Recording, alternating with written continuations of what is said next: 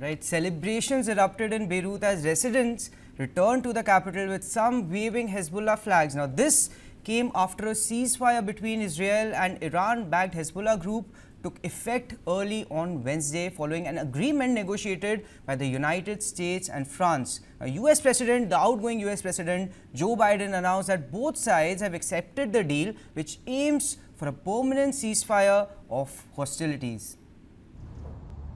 A ceasefire between Israel and Hezbollah came into effect early Wednesday morning.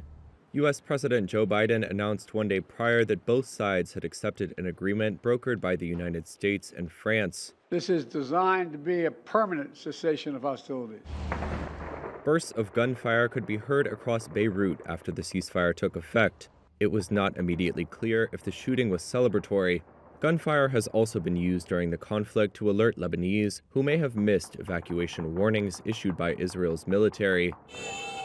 Celebrations erupted in Beirut Wednesday morning as people returned to the capital, with some waving Hezbollah flags. Reuters footage also showed people from southern Lebanon returning home after being displaced by Israeli strikes in recent months.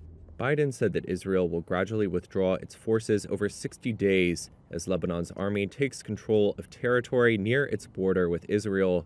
Their presence is meant to ensure that Hezbollah does not rebuild its infrastructure there. Lebanon's foreign minister said the country's army would deploy at least 5,000 troops in southern Lebanon as Israeli troops pull out. The army on Wednesday asked that residents of border villages delay their return until the Israeli military withdraws. Hezbollah has not yet formally commented on the ceasefire, but Iran, which backs Hezbollah, said it welcomed the deal. Netanyahu said he was ready to implement a ceasefire, but would respond forcefully to any violation by Hezbollah.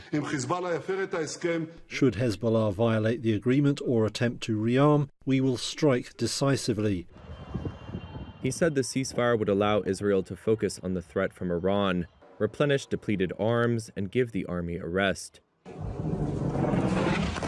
He also said the ceasefire would allow for the isolation of Hamas, which Israel is battling in devastated Gaza. Although Biden leaves office in January, he said his administration would continue to push for an elusive ceasefire and hostage release deal in Gaza, as well as for a deal to normalize relations between Israel and Saudi Arabia.